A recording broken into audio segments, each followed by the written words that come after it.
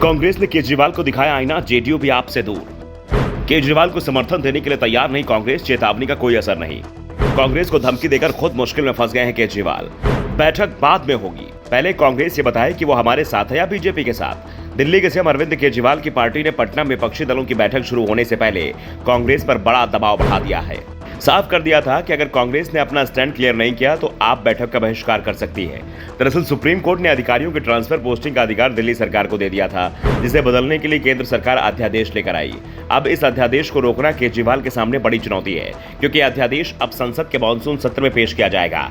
केजरीवाल की कोशिश है कि इसे राज्यसभा में पास नहीं होने दिया जाए। राज्यसभा में मामला फंसा हुआ है, एनडीए के पास बहुमत नहीं है। ऐसे में केजरीवाल चाहते हैं कि पूरा विपक्ष मोदी सरकार का विरोध करे, और इसमें कांग्रेस की भूमिका सबसे महत्वपूर्ण है, क्योंकि विपक्षी दलों में सबसे ज्यादा सांसद उसी के पास हैं। अगर कांग्रेस ने साथ नहीं दिया, वोटिंग में हिस्सा नहीं लिया, तो फिर केजरीवाल की सारी कोशिश बेकार हो जाएगी।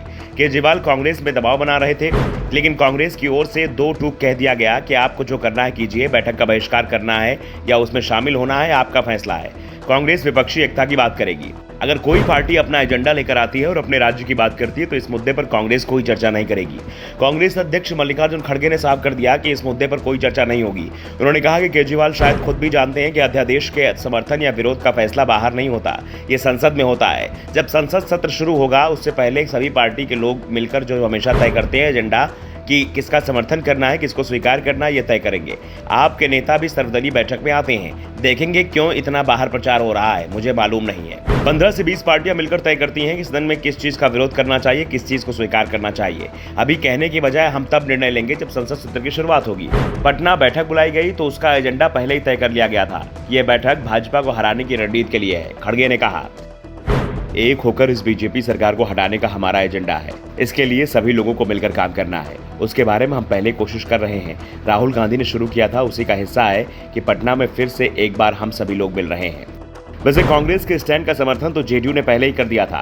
इस समय नीतीश कुमार कांग्रेस के करीब आने की पूरी कोशिश कर रहे हैं, और इसलिए बैठक में कांग्रेस नेताओं को सबसे ज्यादा महत्व भी दिया जा रहा है। और अब आपकी ओर से बैठक को लेकर शर्त लगाई गई तो जेडीयू ने भी साफ कर दिया कि बैठक में कोई अगर शर्तों के साथ आना चाहता है तो इसे स्वीकार नहीं किया जा सकता। किसी भी पार्टी का अपना एजेंडा हो सकता है, लेकिन पटना की बैठक में एक ही एजेंडा है, बीजेपी को हराना। एक पार्टी एक राज्य का एजेंडा उठाना चाहती है, यहाँ राज्य का मुद्दा उठाने की इजाजत नहीं है। आपको कांग्रेस के साथ बात करनी है, ये इन दोनों पार्टियों के बीच का मामला है और इन दोनों को इसे सुलझाना है। दोनों ही दल के नेता पटना में हैं, अगर वे चाहें तो इस मुद्दे पर आपस में बैठकर चर्चा कर सकते हैं। लेकिन अगर ये कहा जाए कि बैठक के एजेंडे में दिल्ली विधेयक को भी शामिल किया जाएगा तो ऐसा नहीं होगा। इस मुद्दे को अगर आपकी ओर से रखा भी जाता है तो इस पर चर्चा नहीं होगी, चर्चा सिर्फ बीजेपी को रोकने पर होगी। Bureau report, the such India.